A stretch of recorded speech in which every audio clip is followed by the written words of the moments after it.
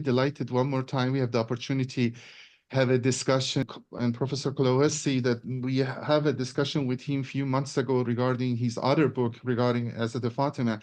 Today we are going, inshallah, have a discussion about his latest book, which is about Hazrate al-Fadl Abbas. So we, in the previous lecture, we have more in the introductory part, we have more discussion about his personal life, upbringing, and many other aspects, which maybe not going through them today, but I really refer to the listeners to that lecture. But this one, I will briefly introduce him. Father Christopher Paul Clohessy is a South African Catholic priest who holds a BSc from the Pontifical Urbanium University in Rome and PhD from the Pontifical Institute for Arabic Islamic Studies, also in Rome. He is at present a resident faculty member of that institute, lecturing there in Shia Islamic Studies, Quranic Studies, Islamic Ethics, and Christian-Muslim Dialogue, and is a visiting lecturer at the Pontifical Bida College in Rome, where he lectures in fundamental theology, ecclesiology, Islam, and Mariology. He's author of few books, including he is author of Fatima, Daughter of Prophet Muhammad, which the first edition was published 2009. A second edition, an expanded edition, came in 2018. The second book is Half of My Heart, The Narratives of Zaynab bint Ali, which was published in 2018. And the third book was Angels Hastening, the Karbala Dreams, 2021. And this last book is the Outrider, al-Fadl Abbas. We came out at 2024. I think all by Gorgias Press or publication. Yeah, all published by Gorgias Press. In 2021, he was one of the recipients of Iranian World Book Award with the nomination of a distinguished researcher. So without further ado, I give the podium to Professor Clohessy, and then we will go to discussion and kind of talk together after his introductory remarks. Thank you.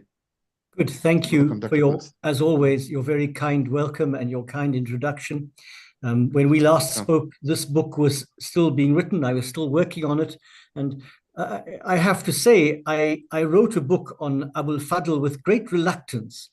Firstly, because I know that he is greatly revered in the Shia Islamic world, that he is held in high esteem. In fact, last year when I was in Tehran and Qum, I was warned by scholars there to write carefully about al-Abbas because of the great devotion that people have for him. And in particular, I was a little uncomfortable at the beginning writing about this aspect of his life for which he is best remembered, and that is the question of his fetching water in, around, or on the day of Karbala.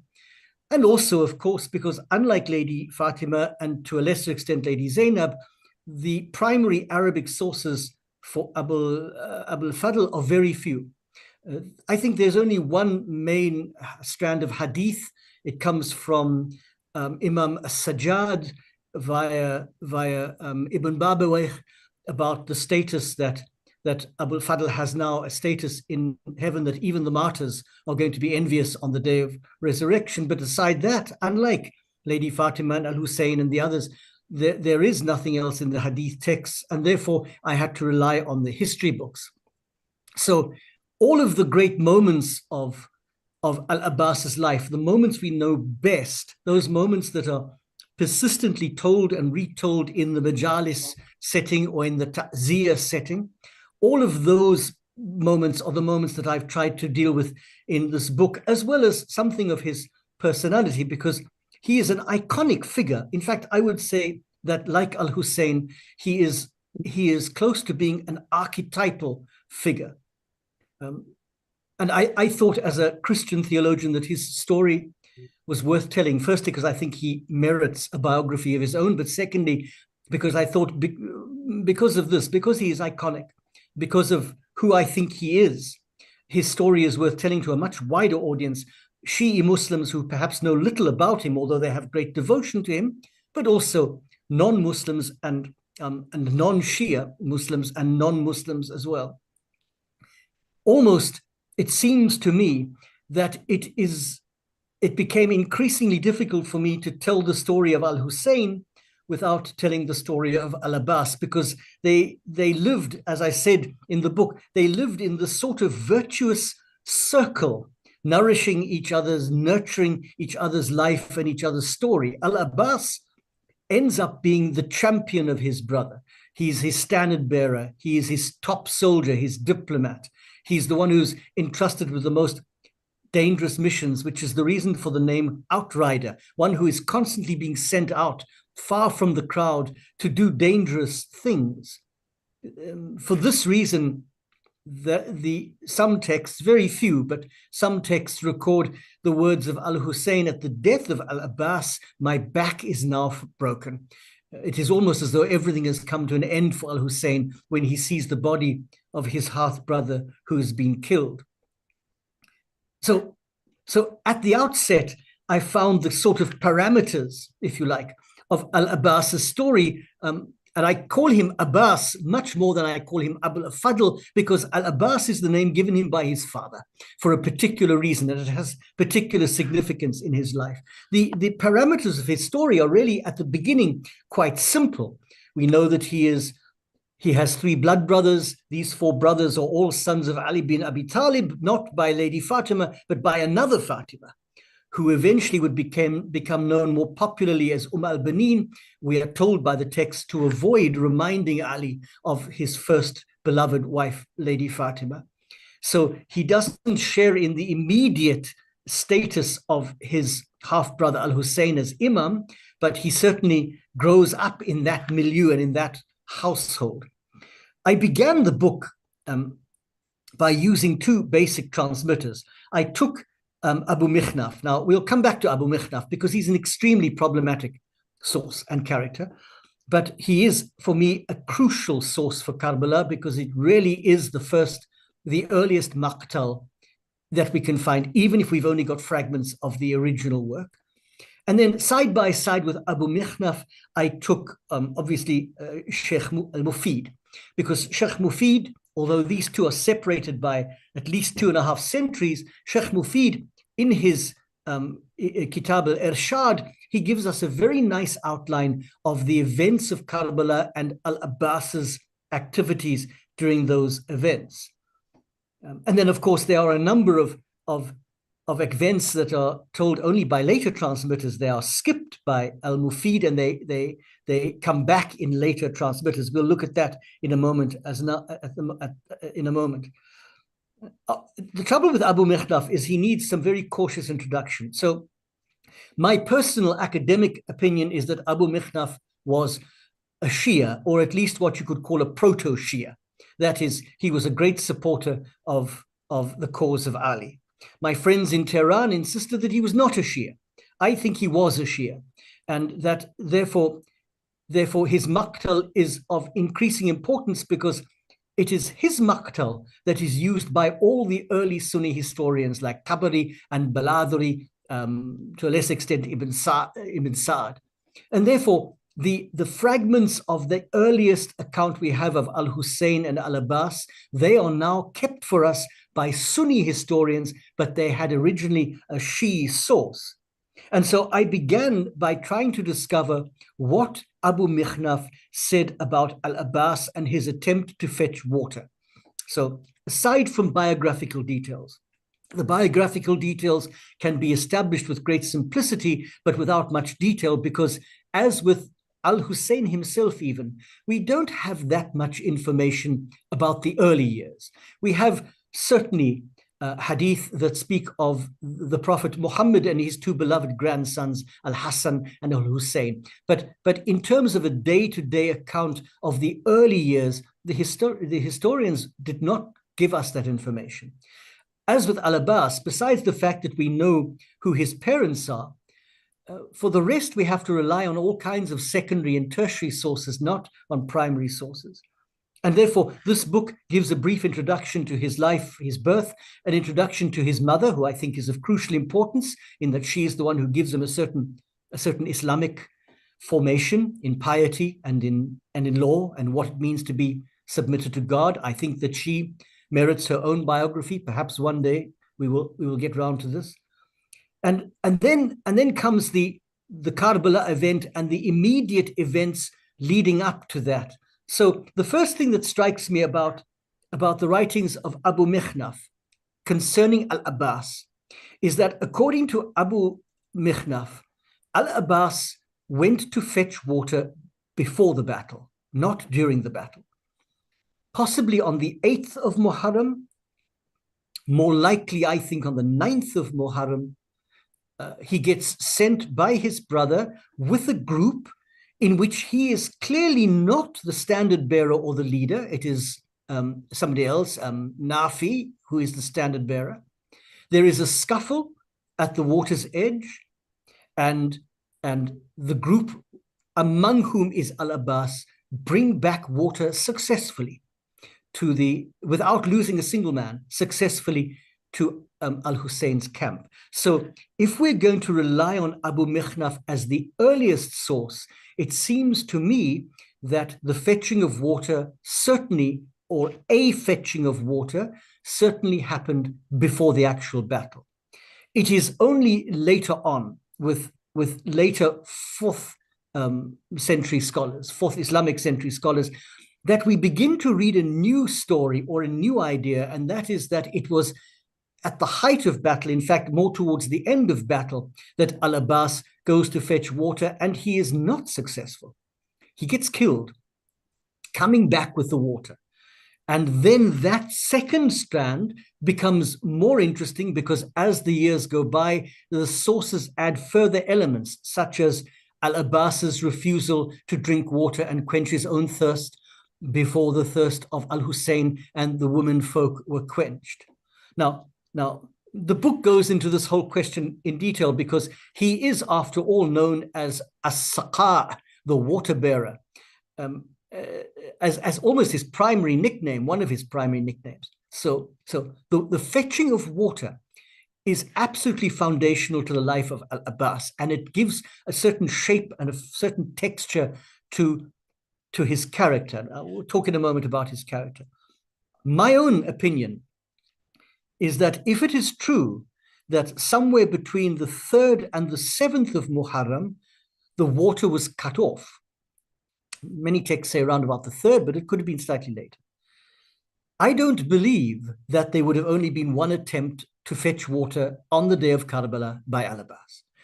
I think there would have been a number of attempts. And I think al-Abbas was probably involved in more than one attempt and was killed finally in one of those attempts. Therefore, I believe the account given by Abu Makhnaf.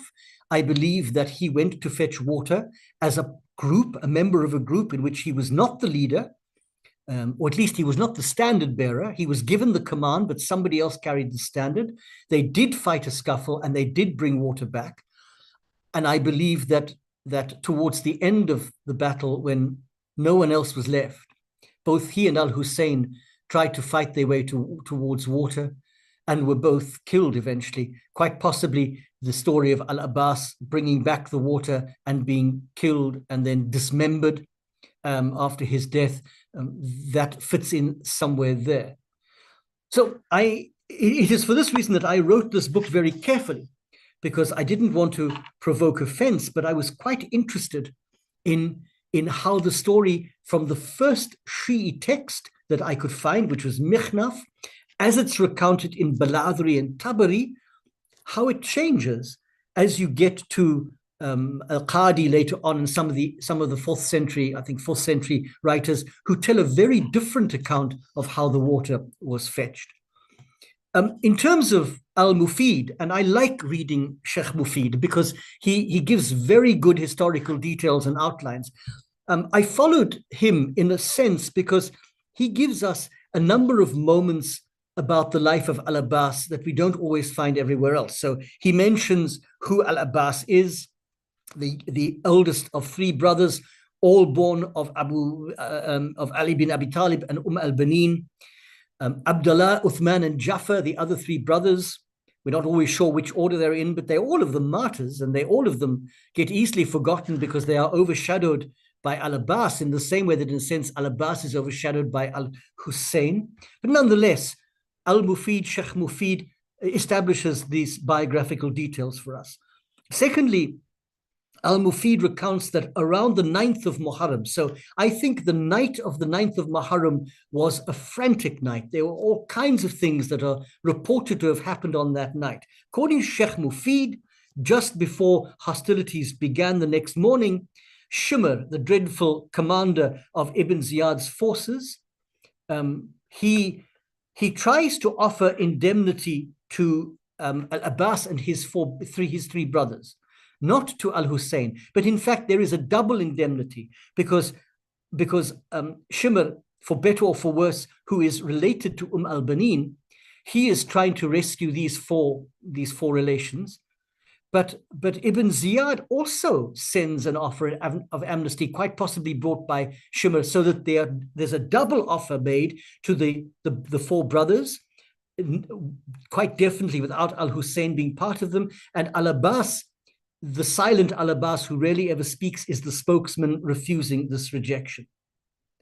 On that same night, al-Mufid's third point, al-Husayn instructs al-Abbas to ride out and to meet the enemy. So remember, it's possibly on the same night, according to Makhnaf, that he was also sent to fetch water. Nonetheless, al-Husayn instructs al-Abbas to ride out to meet the enemy who are now moving, to find out what the situation is, what exactly do they want. And it seems to revolve around a highly disputed question of an offer that was made to al-Husayn and whether al-Husayn was going to take this offer. And in some texts, mostly the Sunni historians, that al-Husayn himself offered to disappear, that he would leave and bring the situation to an end. But now the army is beginning to move. Al-Husayn needs to know what's going on. So he sends his most trustworthy half-brother al-Abbas to find out. And there's in Tabari, a marvelous conversation that goes on at the river's edge. Some of the men with Abbas challenge the soldiers of Ziyad's army and tell them how foolish they are. Al-Abbas is sent back to al-Husayn with the answer from the soldiers, which is, you have to submit or we're going to kill you all. And then Abbas is sent a second time on that same night to the same army group to ask for time. It's another very interesting moment because al-Husayn says to al-Abbas, ask them for time that we may recite Quran. It's not what al-Abbas asks for. Al-Abbas, the diplomat, asks for time so that they might consider the enemy's offer, as if he knew that Quranic recitation would not figure very highly on the list of priorities of the enemy, but negotiation would.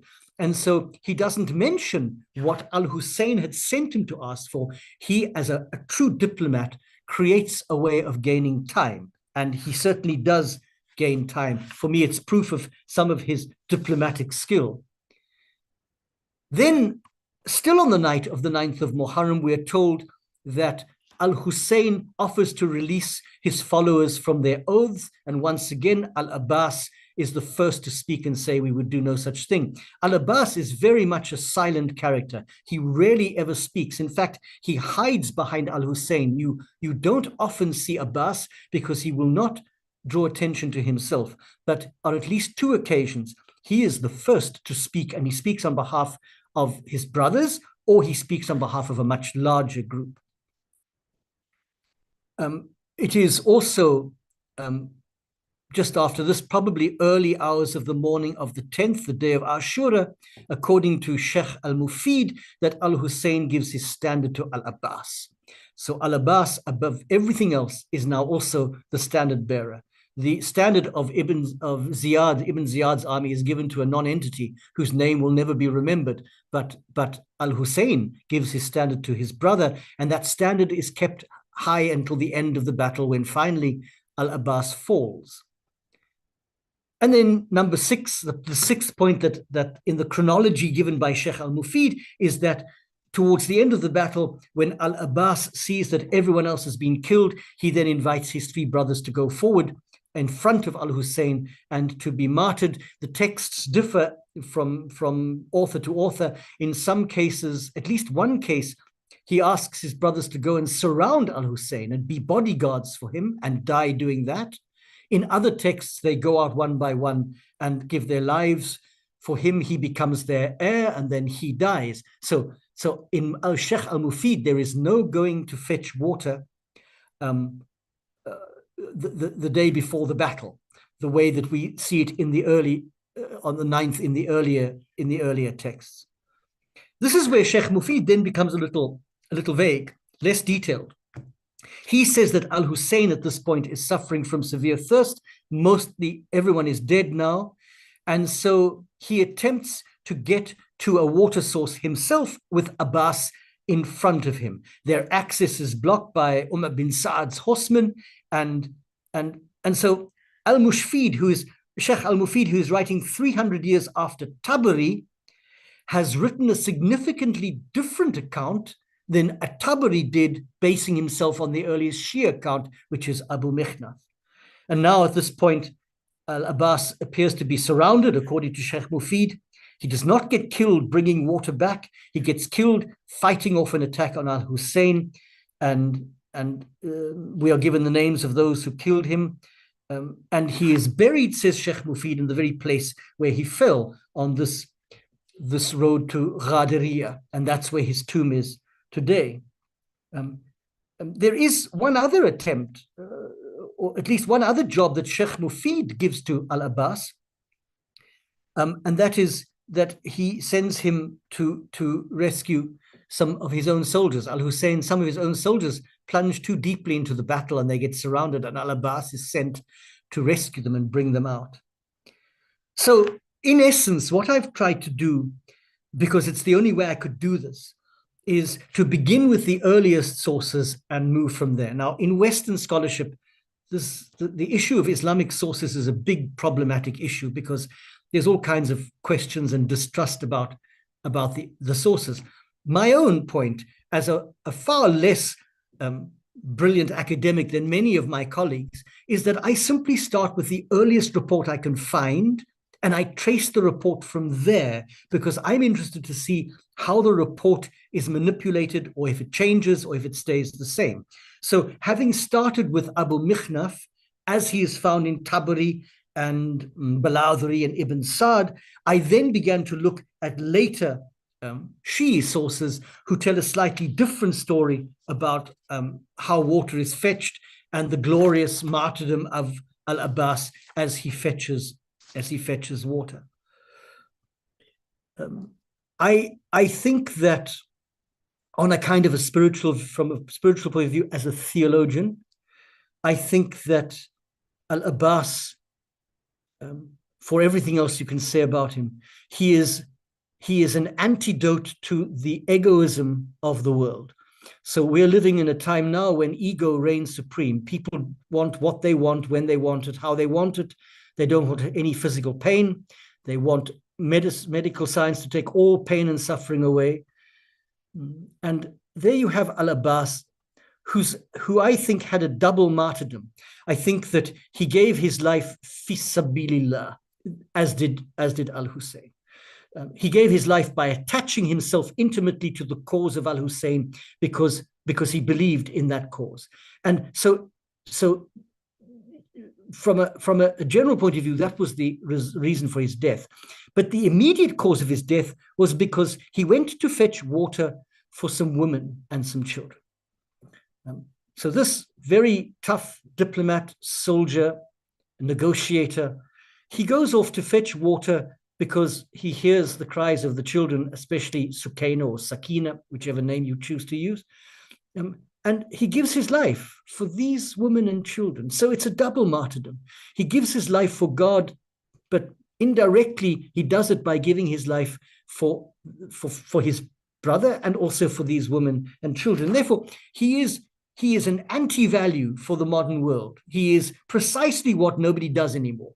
He is the value of al-Abbas is that he stands against egoism. He is sheer altruism, someone who's willing to sacrifice their rights and everything they have for the good of someone else, not just for some other world leader, but even for a group of women and children, because he's desperate to see their thirst quenched. And this is the great joy that I had in writing this book about him, because obviously, as a theologian, a Christian theologian, I know very well the story of martyrdom in Christianity, and I know the story of martyrdom in Islam. Both Islam and Christianity have produced some extraordinary martyrs.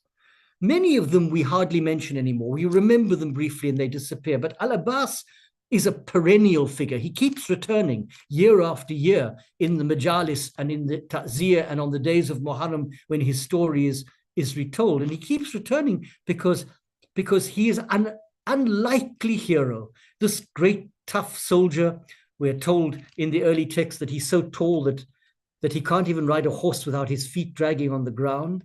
And yet he gives his life for a group of women and children. I think, as a Christian theologian, I think that he is a wonderful contemporary example for the world and an icon and a model. And that's part of the reason why I wrote the book. So the book has an introduction and then a first chapter which tells about his early life as much as I can reconstruct, and quite a lot about al-Banin and also his three brothers, because they deserve a mention. And then we go on to the great events of Karbala and questioning some of the texts. So Abbas has been my companion now for 3 years, or 4 years, my companion. It was here in London that somebody, a friend, a Muslim friend, first suggested, when I was looking for a new topic, first suggested, why not tackle al-Abbas? Because there's hardly anything written about him despite the devotion to him. And it's been 3 or 4 quite tough years trying to put it all together and read endless texts, especially firstly the early ones, then the later ones. All of the disputed questions that I had to face. For example, did he really fight at Siffayn? I have my doubts personally whether he did. I think he may have been present at Siffayn, but whether he swapped his clothing for the clothing of his father and pretended to be Ali on the field, I'm not so sure if that wasn't another al-Abbas who was present. The question of his mother, was she alive during Karbala? I thought she was. There's at least one contemporary Maqtal, Abdul Razak, who insists she wasn't. He says she was quite clearly dead, and that the story of her going to the graveyard to weep over al-Husayn and al-Abbas, and that Ibn Marwan, the governor, used to come and weep at the graveyard listening to her, that story is simply not true. And yet it's found its way into at least one very, very major early Islamic text. And so there have been a number of, unlike the life of Lady Zaynab in a sense, which was, and Lady Zaynab and Lady Fatima, this has been quite a tough work because of these disputed questions and because, I'm primarily an historian. But I also don't want to offend people. I really don't. I think that people hold their Christianity and their Islam close to their hearts, and that these characters who we've grown up with are very important to us. And I'm not going to go out and attempt to turn upside down all of the story. So I've tried to be faithful and simply allow al-Abbas to speak for himself, which he does through the text, starting with the earliest and then moving right through to finally to, of course, al-Majlisi, who is a great collector of hadith. Some of them, no idea where he got them from. They're just there and one has to deal with them.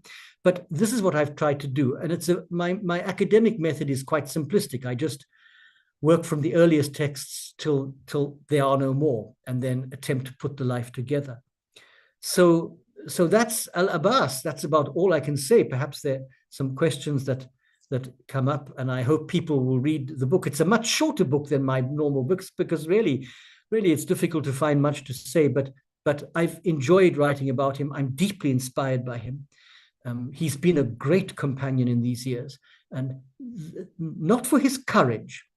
It's not courage that was the thing that I was looking for, but for his altruism. The fact that you would be willing to give up so much for what appears to be such a tiny cause, a group of thirsty children, that you would be willing to lay down your life for that, for me, is an extraordinary thing. And we, being people of little faith, we never thought we would see these things repeated in our days, but perhaps they are. Perhaps there still are people laying down their lives for what we would regard as small causes, but which are really causes that are close to God. So I hope people enjoy the book when they finally get their hands on it. Well, thank you so much. It was just wonderful. It was just wonderful to have you and to talk about this book. If you have any question, you can either put it in the chat. Dr. Clohessy will take care of it and discuss it. Or if you want to raise or discuss your question yourself, Just raise your hand and then we ask you to unmute and you can have your question. Dr. Clohessy, please, all yours. Thank you, Dr. Musalleh.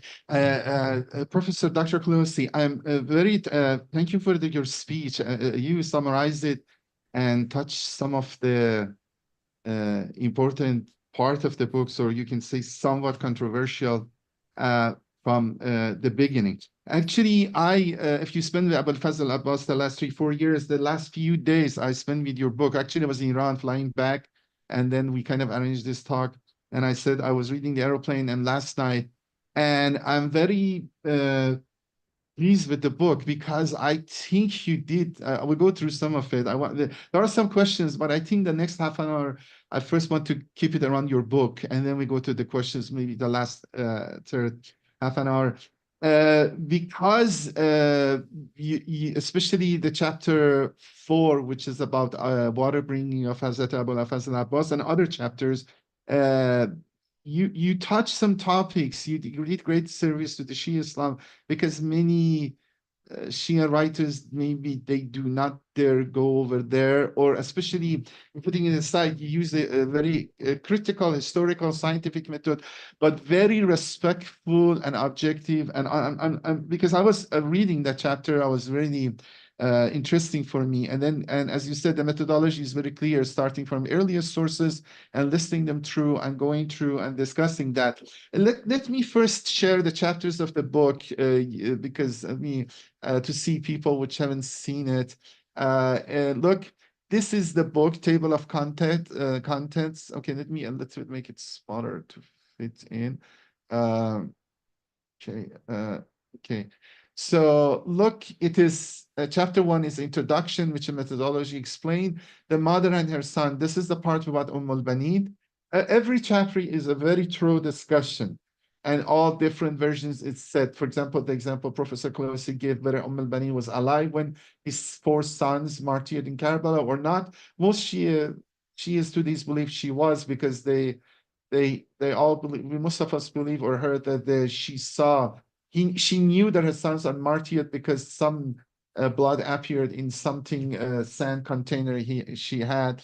The field of the Karbala is, as Professor Clohessy said, is the discussion of the activity of al-Fadl Abbas in the Karbala based on the mostly Irshad Sheikh al-Mufid. And this water bearer is, as again Professor Clohessy said, start with Abi Makhnaf and all the resources. Actually, in this chapter 4, we have a good section about history, or good part historiography of the whole event of Karbala, which I think this book it was a little bit different from the other books, especially the Fatima, the daughter of Prophet Muhammad, which are more familiar, because there was more hadith.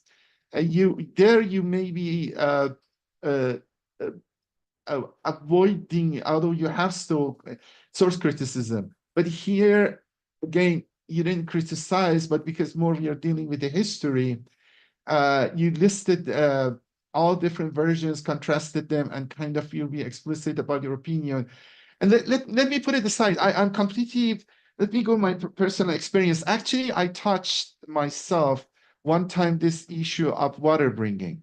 And I was in the reaction of one of the criticism of modern intellectual, secular, or so-called religious intellectuals in Iran, which they start even doubting the existence of the character of al-Fadl Abbas. I did some research, and I was deferring some discrepancy in historical sources.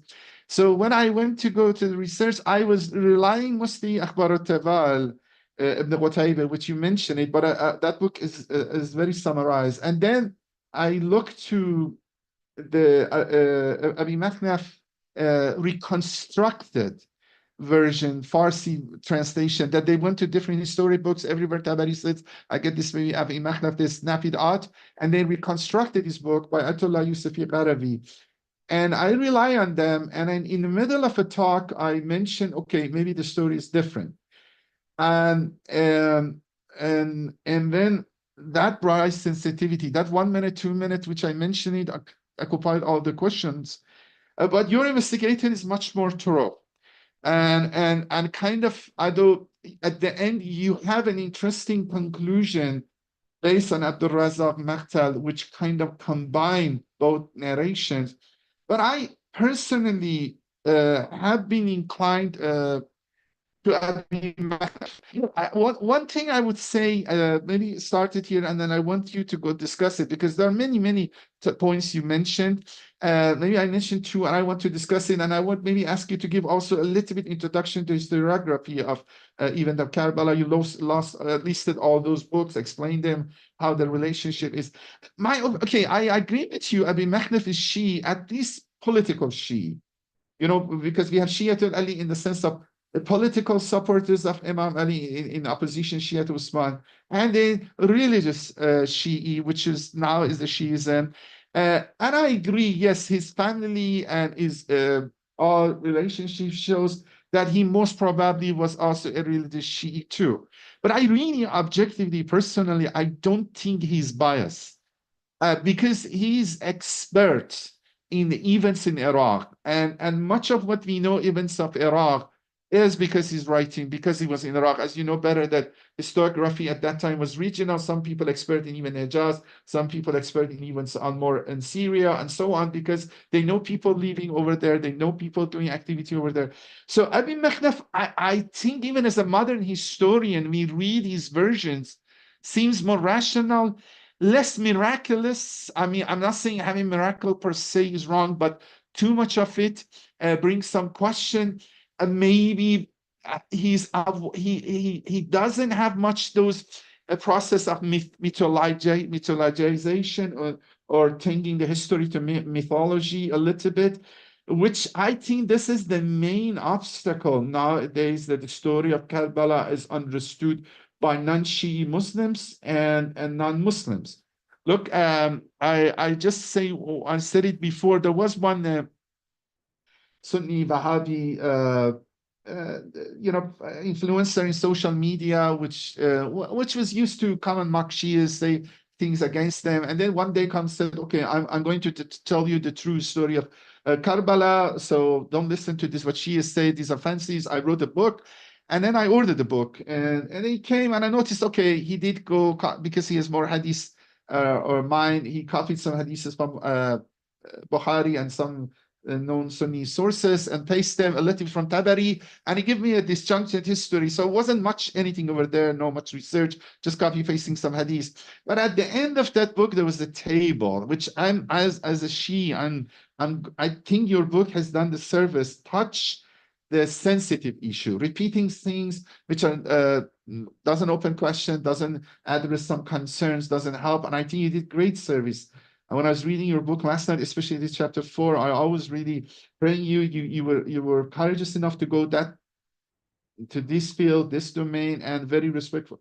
You know, this guy make a table and then listed the number of the martyrs of Karbala, like Hor, or like I'm not sure al-Fadl al-Abbas was in the table, some Zuhair ibn Qayn, some other famous Sahabi in Karbala, and then in different Maqtas, different history books, the original Abi Makhnaf, the secondary Abi Makhnaf, which ascribed, the pseudo Abi Makhnaf ascribed to Abi Makhnaf, the one with maybe I don't know, Loho for another scholar, and then compare how many of the army of Yazid was killed by these martyrs. And then occasionally in the first Abu Makhnaf is one or none. Then you see the numbers increasing. For example, from Hor goes from 1 to 1880. So in the first Maktal, Hor is martyring 1, the next one 18, the next one 180. Which 180 is impossible. I mean, you have to go to different metaphysical world, which happened in the last 2 centuries, 3 centuries in Iran. We have a trend which is very powerful. The famous clergy or preacher Mullah Ali Awad Arbandi, he was very smart, philosophy too, but he believed the army of Yazid with 3 million people. The day of Ashura was 72 hours. The temperature was very high. This mythology mixed with history. The mythologization of Karbala, which is real history, has made that, unfortunately, the beauties of it is not. or the real meaning and message of it is misunderstood. So I want you to talk. So one thing, just I want to say two things regarding. I want if you can explain a little bit historiography of the Karbala, and then say how much is authentic, how much is not. I personally trust Abi Makhnaf more. And I think he did good job in other parts, not only necessarily about Karbala, all other events. He was a respected scholar, and then okay, maybe Shi'i, but I don't think per se like either you're Shi'i or Sunni or something. So I mean, this way, I don't think that Shi'iness has come in it to be not fair and objective to write in it. That's the parts I want to explain. I come to the other part. And then one other thing about Siffayn, you are right. I was also believing al-Fadl Abbas had fought in Siffayn. You give good numbers. Just ask you, is it possible we take, look, if he's 14 years, right, the numbers now people give, making young to be 10, 11 years old. But we have king of Iran, like Ismail was captured a kingdom when he's 14 years old. So Jeanne d'Arc, you know, or other ones, oh, okay, she was female. But the point is this, maybe it's a different story. 14, 15 makes sense. Could it be al-Fadl Abbas, maybe age at the time of martyrdom was more than 35, for example, was 38, 39, that make it possible be he present in Siffayn. So I have many questions, and I just open it. I want you to discuss, then I will come back to it because I want to talk too long about monologue. So I'm sorry about this introduction, but because I want to be focused on your book, which is very interesting. Thank you very much. I'm sorry. I stopped the sharing. Thank you. So let's begin with the question of Siffayn. So in theory, al-Abbas, if we go by the traditional dates, would have been maybe 12, 13, somewhere around there. And therefore, I'm convinced he was present at the battle. But there are texts in which Ali forbids his sons to fight, his younger sons. So I found these texts, and I mentioned them, that there are texts in which he quite clearly forbade his sons to fight. And furthermore, there are texts which talk about the assassination, the murder of Ali bin Abi Talib, the group who go out to avenge his death. Al-Abbas is not allowed to be part of that group because we are told he's too young to be part of this group that goes out. And I think I found that even in Ibn Sa'd, that when this group gathered so sons of Ali to go out and get revenge, al-Abbas was not part of that group because he was not yet regarded as mature or as an adult. So this is after Siffayn. There's a good argument, and I think I put in the book, for the al-Abbas at Siffayn, an older boy who did indeed take the place of Ali and go out and draw the enemy out. But whether that was al-Abbas himself, and there is a sense for me, and again I tread very carefully, there is a sense for me that you have in the Siffayn story, and I don't find him mentioned in any of the primary sources at Siffayn. I didn't find a single primary Arabic source that actually said he was there. But this idea of him going out as a 13-year-old and slaughtering the enemy is exactly the same problem we have with this picture of al-Abbas fighting his way back. He's got the standard in one hand, the sword in another hand, the reins of the horse in his mouth, the water flask dragged over him, and fights his way back through 800, 900, 1,000 soldiers, and kills so many of them. It is a big problem historically. And it doesn't take away, firstly, from his bravery and his courage, and I think he was a great soldier. But when we begin to increase these numbers, as they do with the numbers of Ibn Ziyad's army, after a while, the historicity of the battle begins to lose its import. Now, I faced this problem already when I wrote about Lady Fatima, because there has been this argument about whether we should demythologize Lady Fatima. If we want her to be a model if we want her to be what Ali Shariati says she should be, the woman that all Muslim women want to be, then you have to demythologize her, because the stories surrounding her, the supernatural elements surrounding her, separate her from all other women. as with Mary in the Catholic faith, and make her impossible to be a model. I couldn't possibly come close to her. And then others who said, well, if you remove the supernatural element, you do her a disservice because she is a very important figure in early Islam, chosen by God to play a particular role. So we have to find a balance that without diminishing the quality of isma, for example, in al-Husayn, or the fact that she is ma'suma, at the same time to try and highlight the historical narratives, that these were also human beings. There's no question of divinity. Lady Fatima was a human being, the last surviving daughter of the Prophet, especially blessed by God and chosen by God and given many gifts, but nonetheless, she was also a wife and a mother. And a widow eventually, a suffering, well, not a widow, but one day she would, from the barzakh or wherever she is present, she would see her husband killed. The same applies to al-Abbas. So because the sources are so few, historical sources, there has been a figure built up of this great hero. And basically the story that is recounted in the Majalis is the story of him coming back with water. That's the story.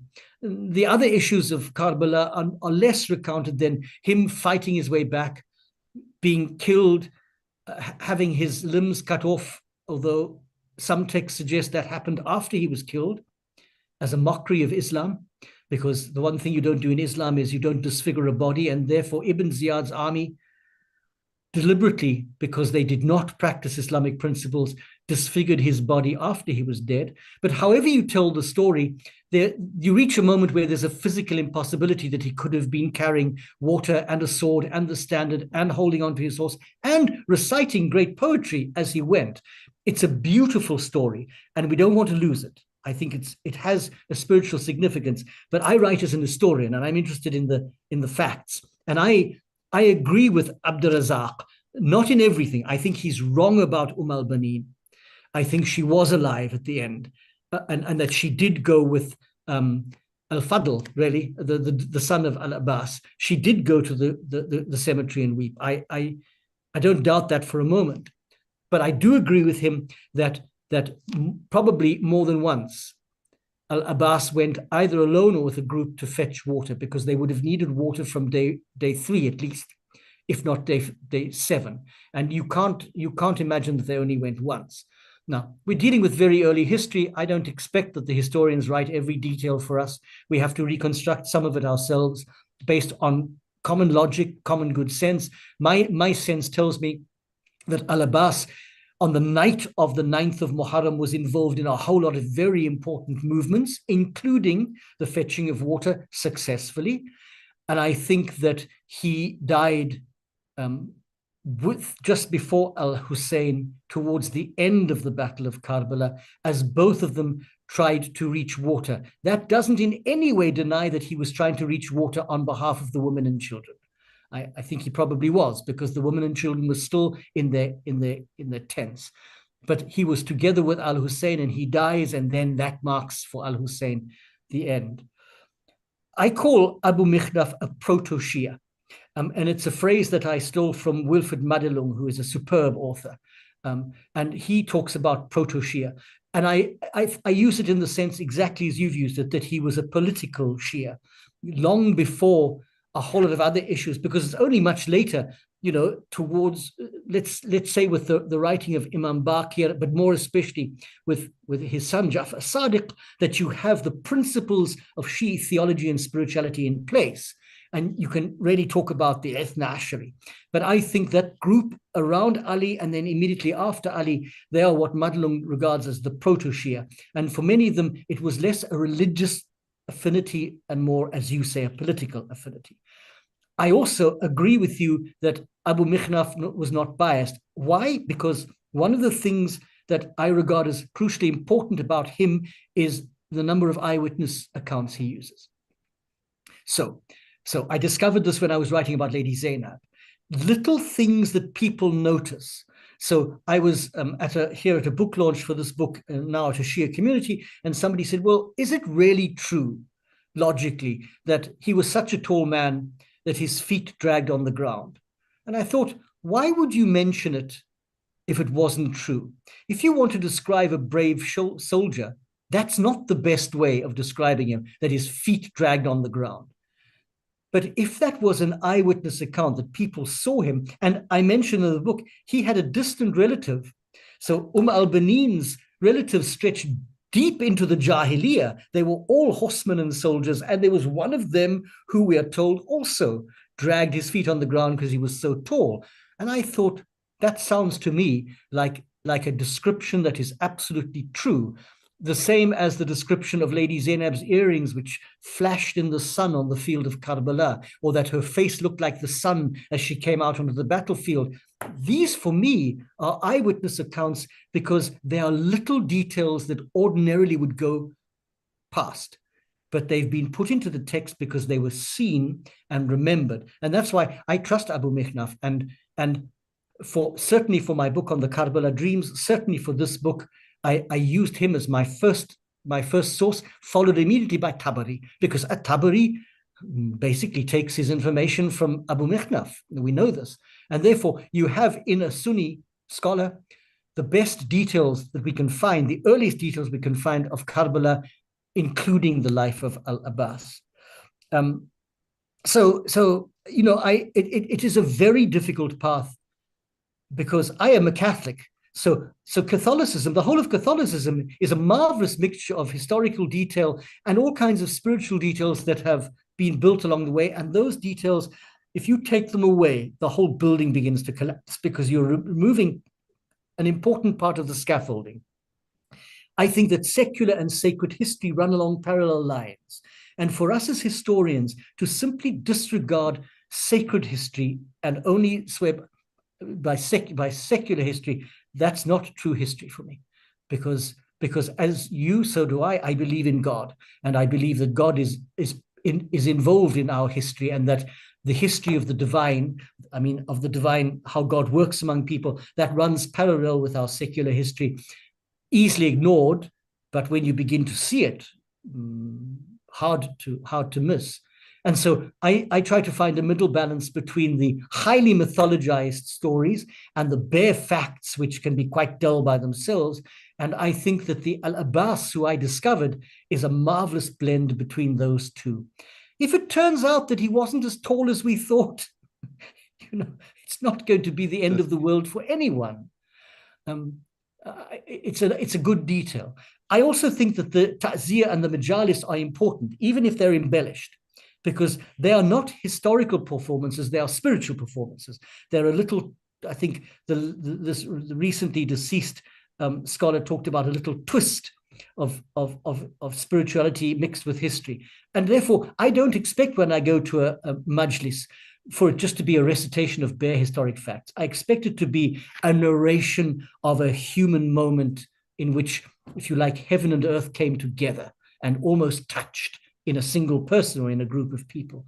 So I try to follow this path. Sometimes I succeed, quite often I fail, but it's hard not to be impressed by al-Abbas and to acknowledge these things about him. Thank you. You know, this is exactly the viewpoint you have, was very helpful. But as an outsider, you could look, sometimes it's hard for us to get out of outside tradition, but you know the secular technique of modern history, but also you're not secular. And you're from Catholic. I think this part is important, that, as you said, a good blend of metaphysical, supernatural, and real. And I think this book has a service. You know, I myself, as a believer, I was raised by all this stuff. But then I said, Abi Makhnaf has all the elements. You know, even you go to version Abi Makhnaf, maybe people want to read Professor Clohessy book. Look, it has the bravery, it has the fighting, it has bringing the water, it has all the commandership in a more typical style. Although, you know, the one I was very new for me, which I didn't see in Akhbar al-Tawal, that role of Naf ibn Hilal, which was very interesting. So, and then I said, maybe this process of, because in majalis, like even movie, you need 2-3 characters.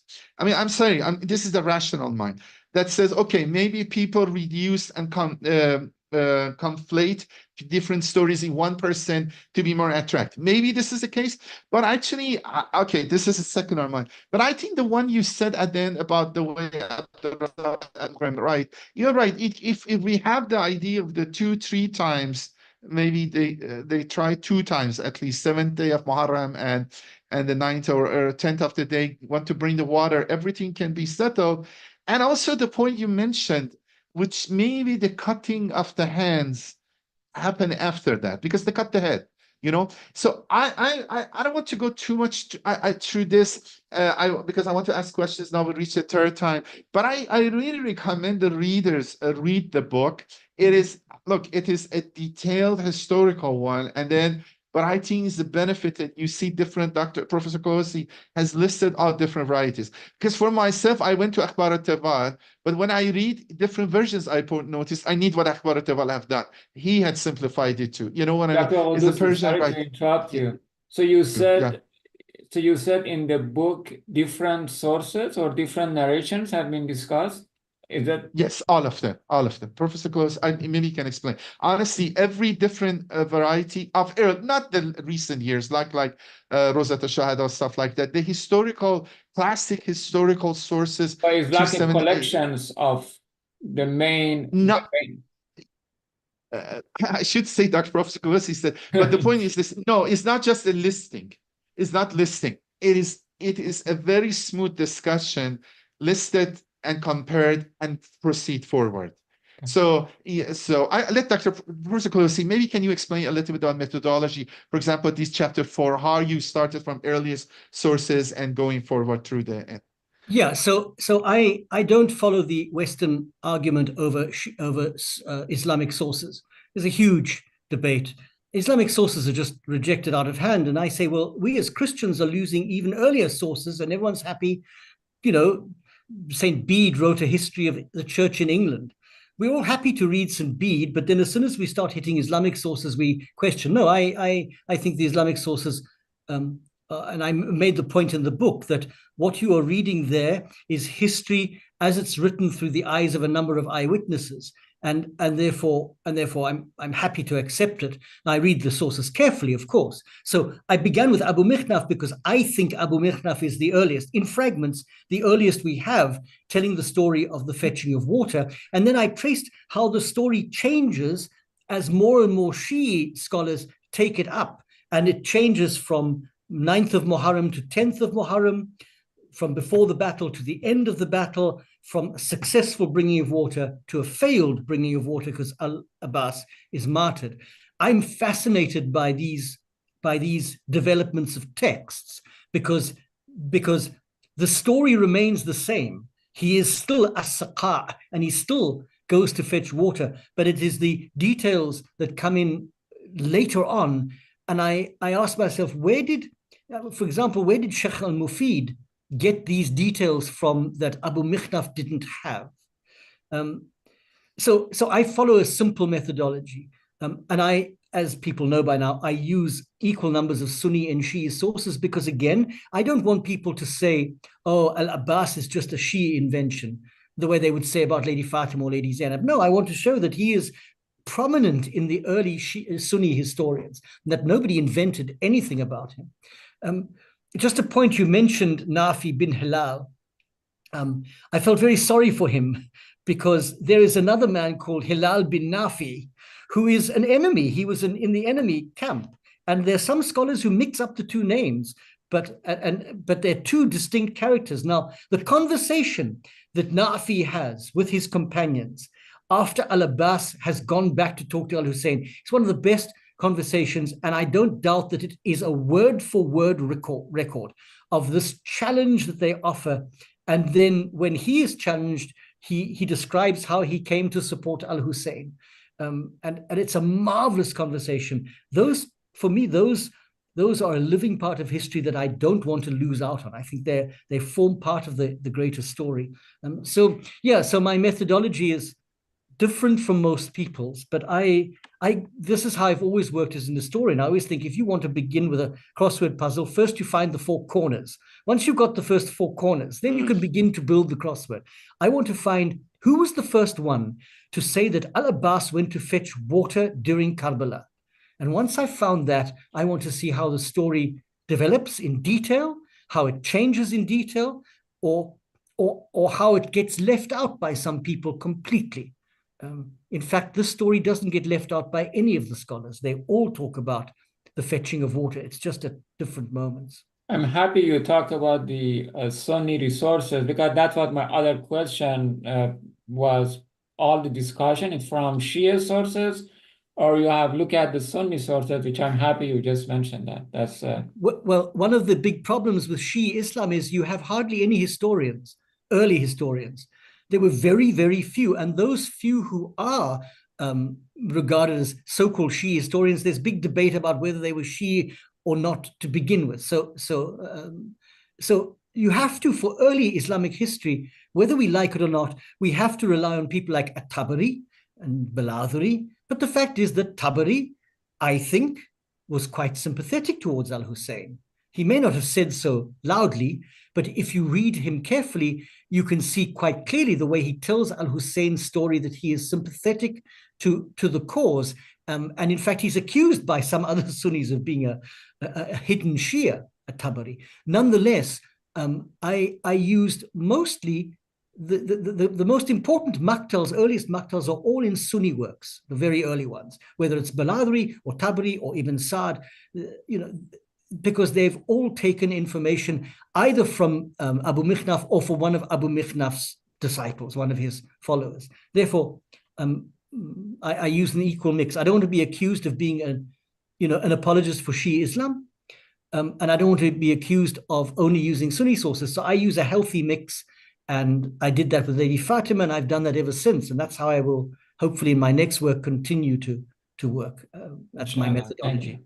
Yeah, Dr. Clohessy, before I let you to continue, we have around half an hour. So if you want to decide which question to raise or which one is more relevant, it's all yours. Yes, please. Thank you. Just I was going to do the questions. And just one point I added that I don't think Western suspicion about Islamic documents is as warranted here. Maybe regarding the historical Syria prophet, they have a point because they're written later on and the governments didn't like to be written or influenced. But history of Iraq, and especially Abi Makhnaf, is written closely, and he has witnesses. His great, as you explained the book, truly his great uncle and great ancestor were in Siffayn. They all know those stories. So I think here, and especially Abi Makhnaf, I objectively say, I feel he's objective. But I don't want to take this much. I want to go to the questions. One of the questions is very interesting. I think it touches you, and I give one explanation. They ask Salam, a question received. No, okay, sorry. The question says, how Professor Clohessy think about people connection to Imam Husayn and al-Abbas? The question is, which one they connect easier with? Let me just add one point. Look, because of the metaphysical dimensions of the Imam and Hazrat Masumin and Hazrat Fatima, and because these metaphysical dimensions is not as present in Hazrat Zaynab and Hazrat al-Fadl, my personal feeling, sometimes nowadays people feel more connection with Hazrat Zaynab and Hazrat al-Fadl. And that's a whole discussion we had it the last time about Hazrat Fatima and so on. So this is, I think, the question he's asking. So you elaborate on it. I would thankful. I'm not saying my point is right, but just adding to it. Thank you. You're muted, I guess, isn't it? Sorry, I beg your pardon. I think, and I might be completely wrong, and you can tell me if I am. I think that that Lady Zaynab is easier to connect with than al-Fadl. I think that her story is well known. She is a motherly, almost grandmotherly figure. She is heroic, and I think that in the contemporary Middle East, she represents countless women who've lost their loved ones and have had to remain faithful. The problem with al-Abbas is that he hides away. I know he is the moon of the Banu Hashim and the radiant moon, but he seems to me to hide always behind al-Husayn. And in fact, from a Christian point of view, he is almost, for me, what Simon Peter is for Jesus. that he hides in the background. He doesn't take a prominent position. And so al-Abbas is given all these extraordinary tasks. He is a son of Ali, but he never allows the attention to be taken from al-Husayn onto himself. Nonetheless, I agree that for many people, shall we begin by giving an example again from Catholicism? For many Catholics, it is much easier to relate to the person of Mary than to Jesus, because in Catholicism, there are the divine claims that we have about Jesus that we don't make about Mary. So Mary, in a sense, is more human and more present to us. I think that Lady Zaynab fulfills that role for many, that she has a very human face. She doesn't have the baggage, if you like, that Lady Fatima carries, the only surviving daughter of the Prophet, therefore the bloodline of the Prophet immediately, all of these gifts being ma'asuma. Lady Zaynab doesn't carry that burden of holiness, if you like, and therefore she is, for many people, more accessible. And I hope that my book made her even more accessible. I think that people, besides the water bearer story, people know very little about al-Abbas. As they come to know more about his life, they might find him more approachable. I know in many countries he's called upon, his intercession is called upon, especially for children who are sick. And I mentioned this book because he is regarded as the one who was willing to care for the children. And I know that he is greatly revered and called upon, but I suspect that outside of the carrying of water and his martyrdom, the details of his life are not as well known as the life of al-Husayn, and that therefore he is somewhat hidden. He is the moon hidden behind the sun, if you like, of al-Husayn. And I hope that this book will introduce him a little more and introduce some of his wonderful humanity. Thank you. Regarding the hiddenness, Imam Ali, we have these alt speeches, khutbahs, but all this is after Prophet. At the time of Prophet, he himself is mostly hidden behind Prophet, doesn't want in front of Prophet. That's a very good, thank you, comparison. The next question, okay. Another, do we have anything, any narration about al-Abbas and his relationship with Imam before Karbala? As you said, yeah, before Karbala, anything about before childhood or before Karbala, relation with Imam Husayn? Not in the primary sources. In the secondary sources, yes. In the secondary sources, so by that I mean not in the early historians or in the early books of hadith. In the secondary sources, we have some commentary about the naming. Imam Ali, with the foreknowledge and the insight that only the Imam has, he names his son al-Abbas. Now there is a Quranic chapter by the same name. He frowned. It means Abasa, one who frowns. The Quranic chapter is a slightly different form of the word. So Imam Ali, who knows that his son is going to be a heroic defender of al-Husayn and who's going to be fierce in battle, names him after a particular type of lion which does not fear its prey, a fierce lion. So that is a story that comes down to us. We pick up little details in the texts about how he lived with Imam Ali until the Imam's murder, then with his brother al-Hassan until his murder, and then finally he lived with al-Husayn and died with al-Husayn. But these are not, because the primary historians, the primary sources, they were more interested in al-Husayn and his cause than they were in the people around him, which is why we have so little about the early life of Lady Zaynab as well. We have to reconstruct. But on the day of Karbala, al-Abbas and Lady Zaynab, they come into full focus. And it's, from my point of view, it's almost as if that was the moment for which God first created them. That was it. That's when they became who they were meant to be. And I think that's very important for me. And so I don't fuss too much. I've been thinking about a new topic, and all of the topics I'm thinking about are exactly the same. I'd love to write on Hakima, but really the sources are so few. I mean, besides her involvement immediately with the birth of al-Mahdi, I thought about Sakina or Sukaina. That is the surviving daughter of al-Husayn, who later went on and got married and has quite a complex history. But the sources are so few and so difficult. So this is always going to be our problem as scholars, as historians, is that there are big chunks of information that we're just not going to find. That's fine. We've got enough to go on, but it does making the writing of biography quite difficult. Maybe you want to write about the 8th Imam, which is so dear to the Iranians. All the Imams are dear to Iranians, but or the 6th Imam, well, of course, while I was in Qum, I went and sat for half a day at the shrine of Lady Fatima Ma'suma, and I thought, well, I could write about Lady Fatima easily. So maybe I need to write a book about a number of the important women. Maybe we'll have to see. But I'm getting old now. It's getting harder and harder to remember inshallah, everything. you will be for a long time writing, and we benefit from it. Okay, this is the next question. Okay, we have a few long questions now. Okay.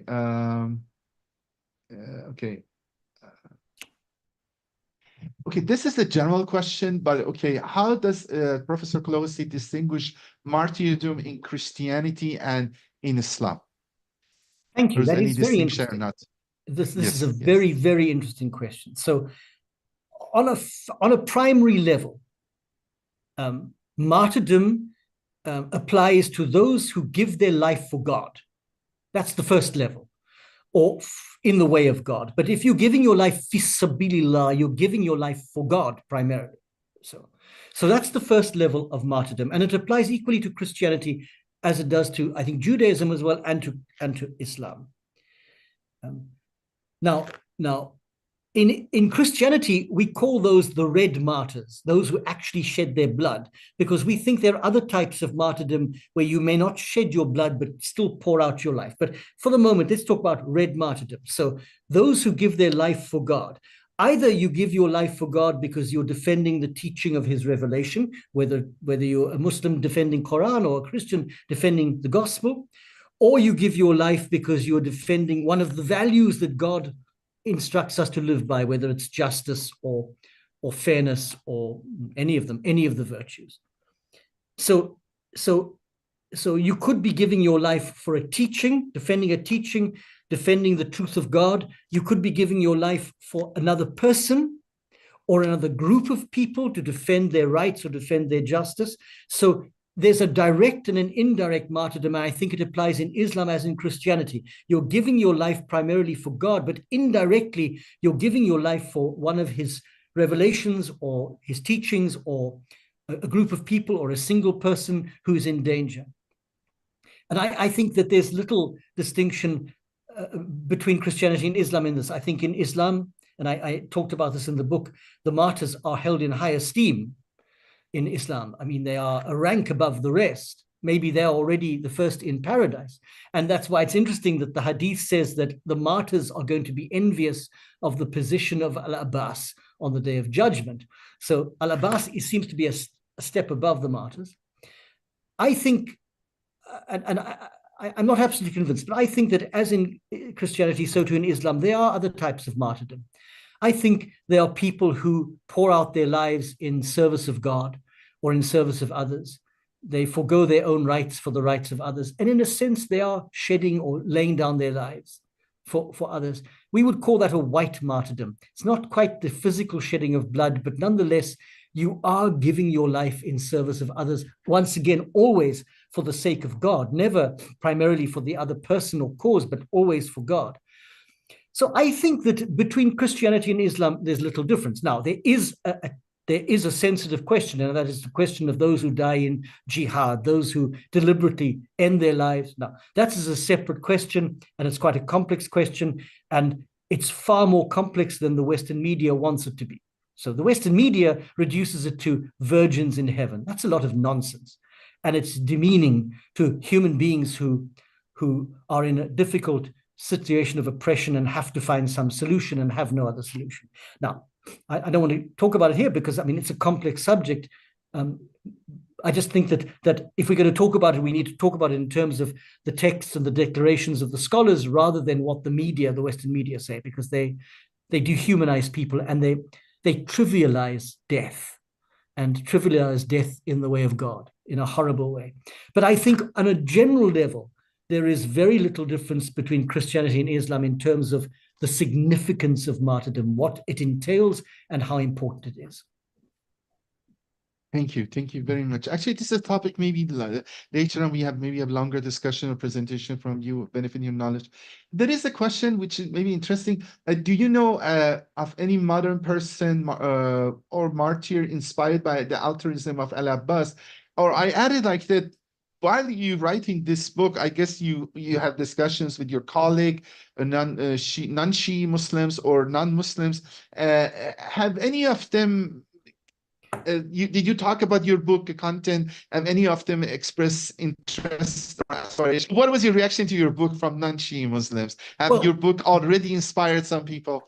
Well, firstly, among my colleagues, talking over the years, there was one case that we highlighted. Now, again, in Islam, as in Christianity, there are countless martyrs. Many of them we don't know their details, we don't know their names, and we just know they were martyrs. So there was a Polish priest called Maximilian Kolbe, who was one of the many priests put into Auschwitz.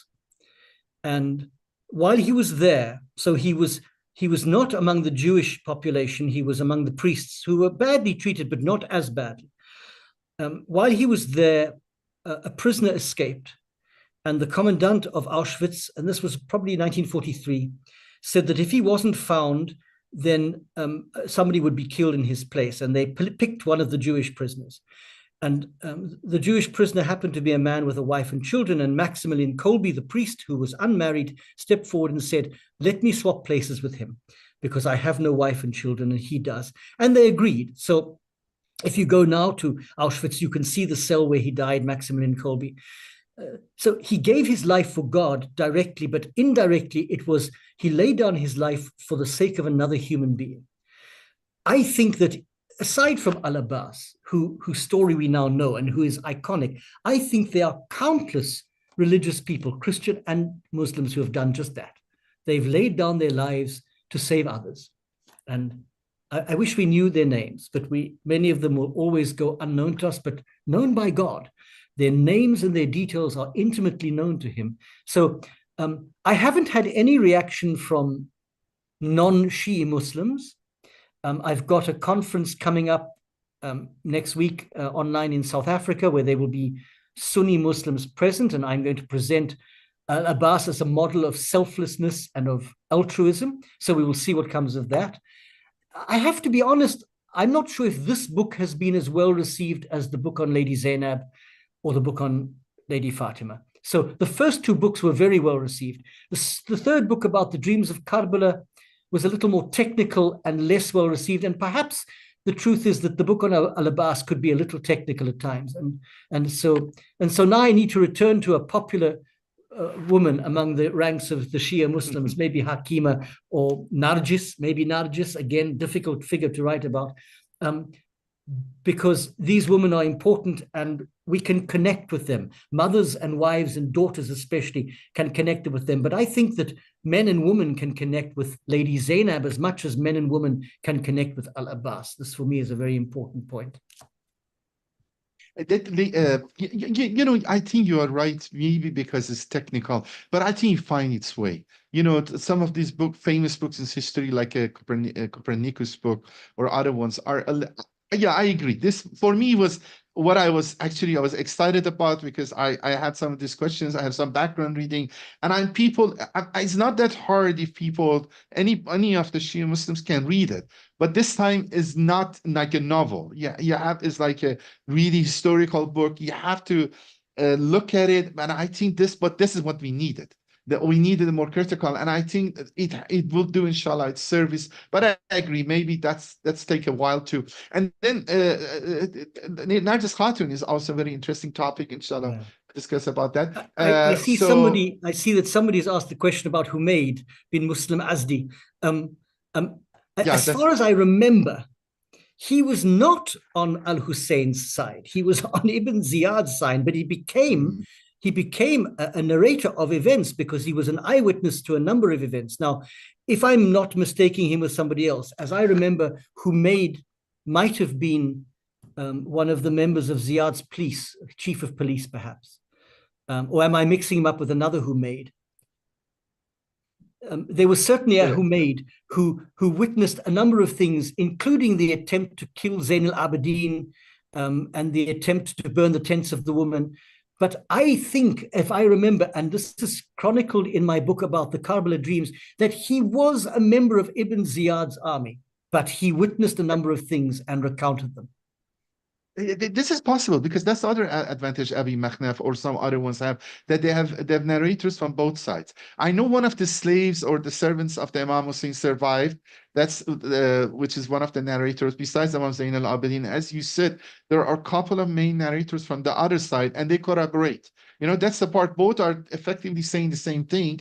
You know, this side and that side. It's how. So I don't remember this name exactly, but I can second your feeling. That's the other side, and it's possible some of those narrations are narrated in Majalis. Because so to the person who asked that question, I apologize if I've got the wrong Humayd, but if you refer to the book on the Karbala dreams, I actually wrote a paragraph about him because he seemed to be a policeman or part of the police force of Ibn Ziyad, but he is witness to a number of very important moments on the day of Ashura. And if that's the same Humayd I'm thinking of, then you're quite correct. He is a narrator, even though he's a member of the enemy. And he's very important because he witnesses crucial moments, such as the attempt to kill the Imam, the fourth Imam, Zayn al-Abidin, and the attempt to burn down the tents of the woman. He's there and he sees it happening. Thank you. This is a longer question, but I think very interesting. So we have a few more questions. Professor Clohessy, what a gift you are to the chronicling of sacred history. I do believe that the modern sensibility holds a marked skepticism toward metaphysical elements of early Islamic history, particularly when it pertains to early Shia history. As a result, the modern chronicle tends to shy away from mentioning of the metaphysical, if only to be taken seriously by our time and age. But you marry the two, the secular and the sacred, with great compassion. So maybe it's a compliment, and I agree with her, because even myself, I'm more personally inclined to be a little bit to the secular or modern, but I think some person like you, which holds and outside the tradition, hold the line, is very appreciated. Do you have any comments about this point, or do you want to add anything to it, Professor Clohessy? Or I can go to the next question. That's very kind. I would hope that eventually, as I did 3 or 4 years ago, if anyone's got any ideas for my next book, this would be very helpful, because I am struggling to find, my field of interest is Karbala and the years before and immediately after Karbala. And so the years after Karbala are a little more hidden. So what happened, for example, to Sukaina or Sakina, and Lady Zaynab, we know, lived for at least a year after Karbala. But then even the later history, so for example, Nargis is a crucial figure because she's a Christian who is also the mother of the 12th Imam. There's a hadith that says she's descended from Simon Peter. I have some doubts about that, some issues, but I'm beginning to look at the sources. So that would be very interesting. Hakima, of course, is equally important, tied up with Nargis and the Imam. So I need to think a little bit about. I'm a believer. I believe in God. He is really the center of everything for me as a priest, and therefore I would never ever want to ignore sacred history, because that would be to suggest that God is not present anymore, that he is no interest in humanity. But he reveals, the very reason that God has given us revelation is because he is interested in humanity and wishes to enter into a sort of a dialogue with us. The dialogue being that we respond in submission, whether you want to call it faith or call it Islam. That response is part of our ongoing dialogue with a God who spoke first. And so to simply push him from history, for me, is illogical and goes against everything that I have ever believed or thought. So I'm happy to be able to marry the two, sacred and secular, and run along these two parallel lines. Yeah, the same question, and Mrs. Naila Mughul added, additionally, an honest retelling of the past cannot be entirely delinked from the emotional metaphysics, if it is to be sacred history, but modernity requires an apology alongside. Yeah, she's right. I mean, kind of in the line. And then also the next question in Farsi is in the line you mentioned.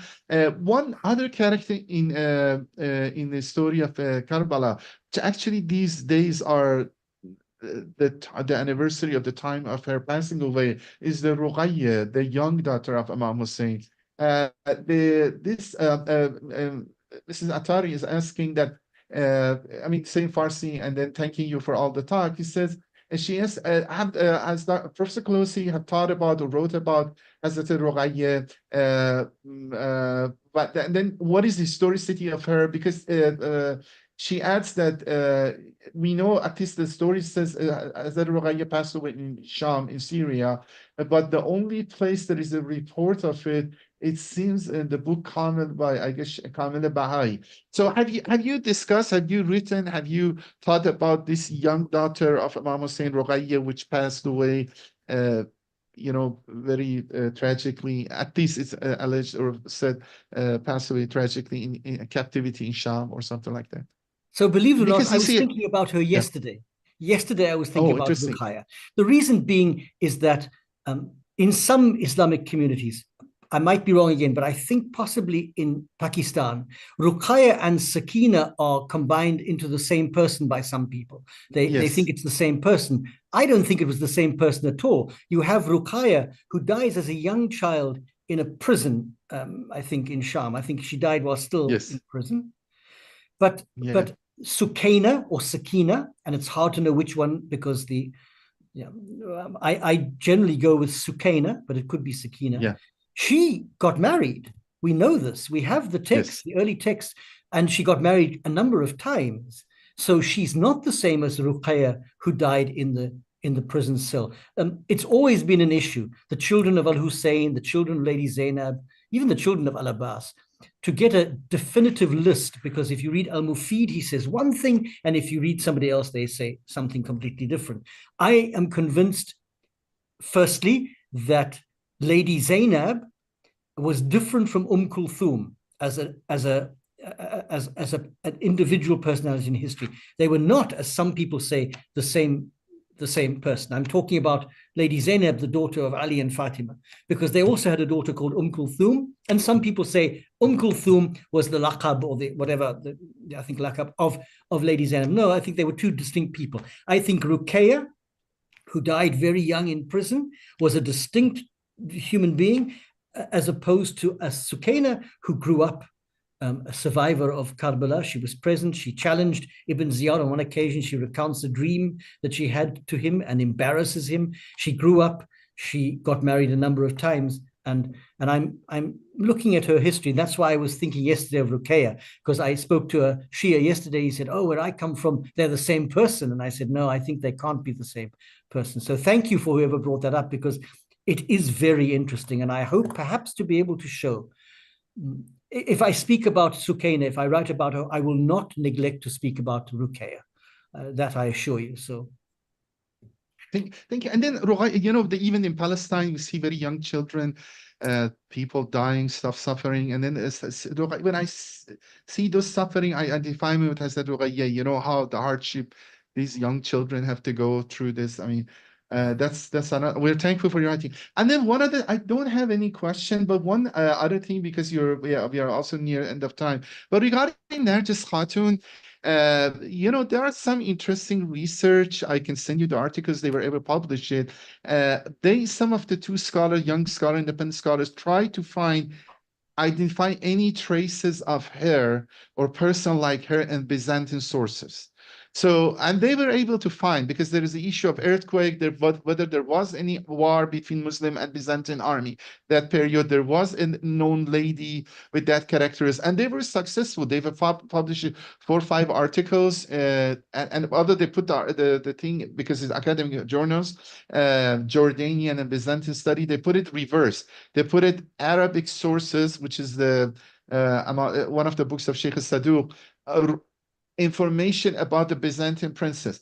And one thing because you just mentioned it, because this is dear for me, and actually in the trip in Iran the last week, 2 weeks ago, I saw both of the authors, and I can say, look, that people think Nargis Khatun is the descendant of Simon Peter. But I believe, and if one we can discuss, I believe she may be descended Simon, brother of Jesus. We know in Bible, New Testament, talk about Mary have other children. I mean, okay, I know Catholic, Protestant, different view, whether they're actual children of Mary. Okay, maybe not, but maybe children from Joseph, of the brother of Joseph. So they could be brother-in-law of Jesus or the cousin of Jesus. And then one of them was Simon. What the first one was Jacob or Yaqub or James, the English James. And then he was the leader of the church the first 30 years, besides Paul, and Paul was outside. And then after him, the leadership of the church, it seems, goes to this brother, Simon. So it's not Simon the Peter, Simon the Rock, Simon the brother of Jesus. This make it similar to the Islamic story, and then some other Catholic scholar like Klaus von Stosch and even James Tabor. James Tabor is academic scholar in the United States. They mentioned that maybe there is an issue similar to family of the Jesus and other companions like we have in Shia Sunni Islam. And then we know they record the lineage, because they're Davidic lineage, but also the people kept the record of being descended. And this brother of Jesus, it is narrated, was martyred in 110 AD because of the Roman authorities were worried of his Davidic lineage and the possibility of the uprising. So what I'm saying, you're working on this Narjis Khatun and the continuation of the work of other people, and just with this correction, because when these guys working, I asked them, do you know anybody take lineage from Simon Peter? So we don't have an Islamic tradition. People keep track lineage Abdurrahman Auf, But in the Christian tradition and the Davidic lineage and Jesus tradition, I'm sorry, this is scholarly, but I will send it to you. But I was thinking of this topic could be very interesting. I mean, I just choose the time and then. So I would be exceptionally grateful to read these articles. The trouble is that if you read the text in Sheikh Saduq in Ibn Babawayh, he uses the Arabic word Qaisar, which means Caesar. And he's talking about a Byzantine Caesar, not a Roman, Western Roman. The trouble is that in Byzantium, lots of people were called Caesar, not just the emperor. And so to trace her is going to be, so I looked at all of the Byzantine emperors and the records of their children and couldn't find one among them who matched her.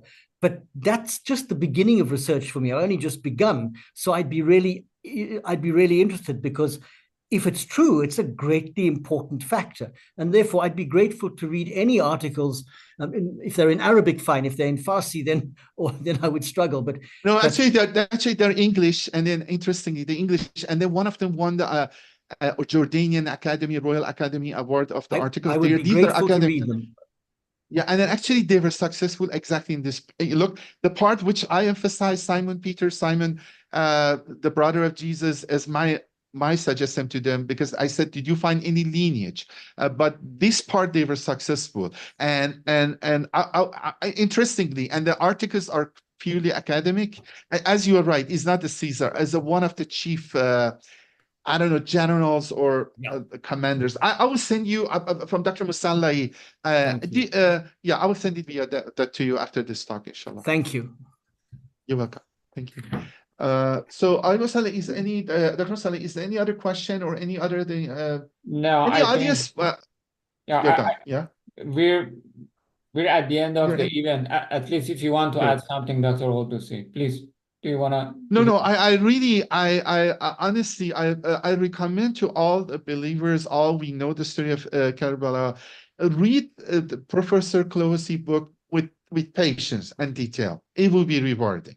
It's not a narrative, easy story straight. It's an academic, but rewarding, give you depth and give you more certainty. And I think we need more, a healthy dose of source criticism is needed with respect, which his work has it. So I really, it was different. When I started, then soon I noticed this is a little bit different. And then the reason is that because we have more historical sources. And that's my recommendation. I hope this encourages people after this interview want to pick up the book and reading it. And I'm very thankful for he writing these books and for the time he offered us. And also thank you, Dr. Musalleh, always behind the scenes. Without want to be seen, you all the spirit behind all this good work. Thank you. But, I mean, thank you so much, Dr. Clohessy. You did it wonderful.